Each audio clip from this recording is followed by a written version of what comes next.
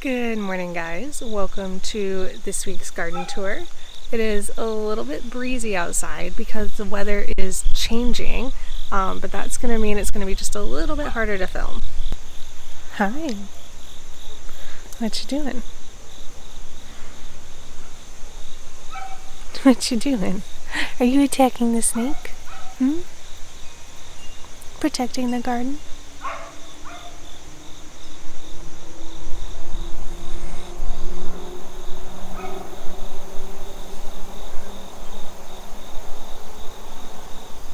So this week what I want to do for you guys is actually go over all of the perennials that are in the garden, everything that I am expecting to come back next spring all on its own without, not without any work from me, but just a little bit of soil maintenance really. And we are going to start where we always do, with the scarlet runner beans. These are currently making tubers in the ground, and I do expect them to come back next year. I'm hoping that they'll come back even more vigorous than they were this year, and perhaps actually make some seeds for me, some pods for me. That would be ideal. I might also plant more of them along this trellis, but the ones that are already here are supposed to come back. Alright, and if we look past my tomatoes that are escaping, we can actually see my skull cap. I don't talk about it very much on the garden tours, but this is in the mint family, and it should come back every year. I've put it here on the edge of the garden so that it has a little room to take over and maybe choke out some of this Bermuda grass. Also out here along the outer edge near the sidewalk, this is my marshmallow plant, and I am expecting to come back next year as well. The second year, actually, I will be able to harvest some of the roots, which is generally what I'm growing this plant for, is for the roots that you can use to make actual marshmallows, first of all, but also it is pretty medicinal as well. You guys don't normally get to see the garden from this side. This is the back side, and we're out here because we have plenty of perennials out here. Now this I am not expecting to come back in my climate. This is lemongrass, but if you lived in a climate where it didn't get quite as cold as here, lemongrass absolutely would come back. Next to it, I've also got a feverfew plant.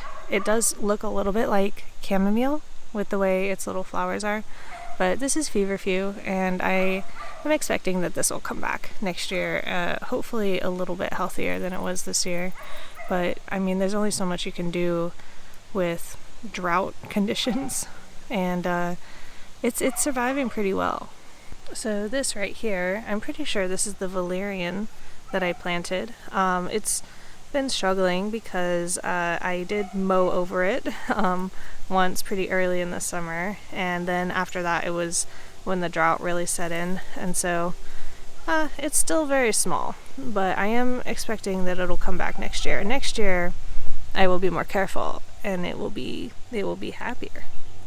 And something you might be noticing is most of my perennials are going to be along the outside edge of my garden. That's going to be changing in the coming years, but right now what I was thinking was I was putting deer resistant plants out here so that when the deer do make it all the way up to this barrier, which is supposed to kind of scare them and keep them out, but if they do get a little munch, it's stuff that they don't even want. So making it past this big scary invisible line with the clinky things on it is just like hopefully not even worth it for them. Over here in amongst the corn, I also have some lemon balm. This is in the mint family. I'm expecting this to come back. It's looking much better than I expected, given that I don't water it at all. But yeah, oh, look at that. This section right here looks extra healthy. But I harvest this for teas, and it's not quite as aggressive as like other mints that you might put in the ground and expect to take over. We'll see. That's why it's near the outer edge of the garden. So if it does take over, it is also having to compete with the Bermuda grass, which I really don't want to have here. Also here in the back corner is a blueberry plant This one is one of the ones that I got on clearance, and I thought I killed it last year, and then it turned out I hadn't, so I went ahead and planted it over here in this like kind of shady corner over here, where I'm hoping that it'll grow like really big. It's definitely struggled with the drought this year, but not as much as some of the other blueberries that have been in full sun.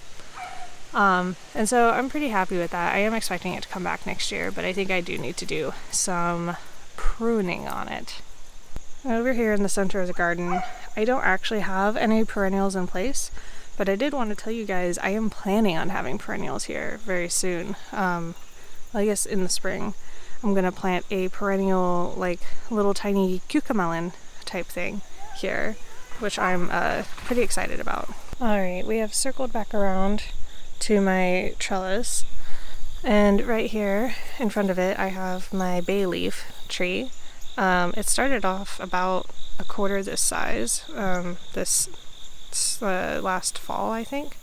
It spent the winter in my friend's greenhouse and has been hanging out here ever since. It definitely does have a little bit of something on the leaves, probably some kind of bacterial or fungal infection, but it seems to be pushing through and continuing to make good growth. I think I have enough to harvest a little bit this year, and I'll probably try and get this back in the greenhouse over the winter. Planted on my pergola, I have a few different perennial vines. I have some grapes, and these are just getting started. I'm really excited to see their growth next year now that they've spent a whole spring and summer kind of getting their root systems established. And then if we look right behind here, this is a hardy kiwi, and this I've put in fairly recently, but it's supposed to come back year after year and make cute little grape-sized kiwis for me. All in all, on the pergola, I have 3 grapes and 2 of those kiwi plants. One of them is going to be fruiting, and the other one is a pollinator plant for it. So hopefully this entire thing gets nice and covered up next year with some foliage. I'm not expecting fruit yet, but I do want it to be pretty next year. If we turn around directly from where that trellis is, we can see my fragrant sumac plant. This is native to South Carolina. It is not poison sumac, it is fragrant sumac, so it will be edible. And I'm hoping that it puts out its underground runners like it should and creates a nice dense little bush area on this hill. This is already so hard for me to mow. I would rather have it be perennial food. So over here in the raised beds, I have a lot more perennials. This raised bed right here that Kata is standing in is almost entirely perennials. This is stevia. I am expecting this to come back next year. I had parsley in here. It came back for 1 year and then died because it is only a biennial, so I'll probably be putting fresh parsley in there. This sage, though, has been with me for many years now, and so I am definitely expecting it to come back next year. I have another feverfew plant in here. This is expecting to come back. An oregano plant, which I'm hoping will come back. It definitely struggled this year, but theoretically oregano should come back. And lastly, I have this massive thyme plant here that has definitely struggled with the drought that we've had, but you can see it's definitely still alive and kicking, and I'm gonna have to look into whether or not I should be pruning it for its health since it's got all this dead foliage now. So in this white raised bed here, I've got more marshmallow there, and I've got some yarrow here. This is a native yarrow to the area. And then I also have my asparagus patch, which I am definitely hoping will come back next year.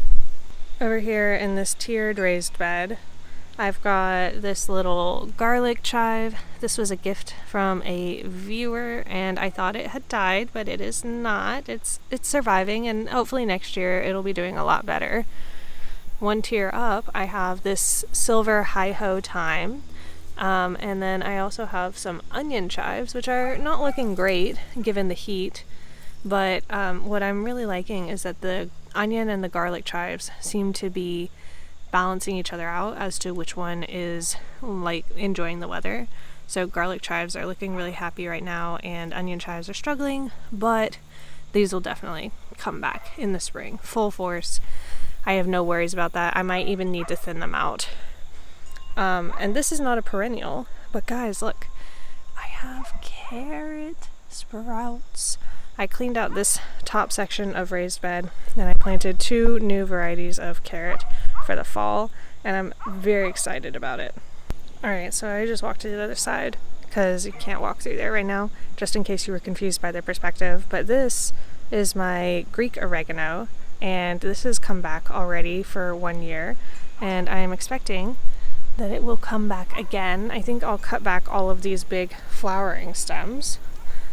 And down here is my lemon thyme, which is barely alive, but it is alive. And so I'm hoping that next year it will still have the energy in its roots to come back. This smaller raised bed over here has my Jerusalem artichoke in it. This is a perennial that is native to South Carolina, and so I'm hoping that it does really well. I've heard it can take over, which is why it is in this raised bed all by itself. Well, mostly. This is another perennial, evening primrose here. But the 2 of these together, I figure, can take over this raised bed, and hopefully I will get some good edible tubers from this. This section is also not as healthy as it could be because of the drought, but honestly, this is doing a lot better than some of the other stuff. Over here I do have another non-perennial to show you guys, but I have little seedlings. I planted these around the same time as the carrots, actually, and this bed is full of rutabagas and turnips and beets, and there should be a few peas coming up in here as well. I actually expected them to come up first, so hopefully they're still going to come up, but definitely very dense planting in here. I am planning on thinning it out. I was worried that some of the seeds would get eaten. I've had problems with seedlings getting eaten, and also it's been so dry, I wasn't sure like how many of them would make it. So once they're all like this big or so, I'll start thinking about thinning out what I've got in here. Okay, now this perennial area you guys are used to seeing. This is all my blueberries, blackberries, raspberries. Some of them are looking very worse for the wear. I am tempted to say that this one is like fully dead. We'll see if I get around to taking it out. This down here though, this is St. John's wort, and it has been doing great through all of the drought and everything. I'm very happy with it. And as far as like the blueberries go, definitely the ones that have been here longer and had more time to establish root systems came through the drought better. Also, this garlic chive is absolutely covered in these cute little blue wasps. They've been here for days, actually. But anyways, this garlic chive is definitely a good indicator of just how much it likes this kind of weather, which is really, really convenient for me. All along under here are strawberries, and I am expecting them to come back. We'll see how strongly they come back, because they've definitely been struggling again with the drought. You can see how crispy everything looks. Sorry, it got so windy outside. I need to come inside and give you guys a voiceover over the rest, because you are not going to be able to hear me otherwise. So the blackberries and the raspberries are also pretty crispy, but they are still definitely trying to make some fruit. I've seen a couple here and there, and you can see the rosemary there looming in the background. It is actually really enjoying this weather because the raspberries have lost most of their leaves. It's getting a lot more sun, and it can tolerate drought a lot better than the raspberries. But I do think the raspberries will be fine. I think they will come back in the spring just fine. I have still had to water my citrus and figs over here. They're staying pretty small, but I am limping them along through the drought. Even this one here, it had a lot more leaves, dropped them, and is now growing them back because, again, the drought situation. And my limequat up here, also still doing pretty good. I'm really excited to see what these will look back like in the spring when they come back. Over here we have a much sadder story. So I do have another little fig cutting over here that is surviving, not thriving, but surviving. And my elderberry continues to look quite dead. I think I will definitely need to get a new cutting next year from my friend. Luckily there are plenty to be had, but I am just really sad that this had to happen. Anyways, thanks so much for putting up with the wind, and I hope that seeing all of the different perennials in my garden is really helpful to you. And if you want to follow along as I go through next spring, I'm planning on adding a ton more perennials. I'm trying to do perennial onions from here on out. I mentioned the perennial like little cucamelon type thing. And I've got like some more seeds back here. What else did I get? I have some pigeon peas. Those are supposed to be perennial. Like it's like a perennial type of bean plant. And there's just a bunch that I've got planned. I don't want to have to be planting every single plant every single year. That sounds like so much work. So I'm moving more towards perennials, not just because it's less work, but also they are more hardy for things like what's happening this year with the drought. A lot of the annuals need that water, and I would like to not be using as much water. So there's quite a few different reasons to get perennials established, but I hope that you enjoyed, and I hope that I see you next week for the tour. But until then, happy gardening.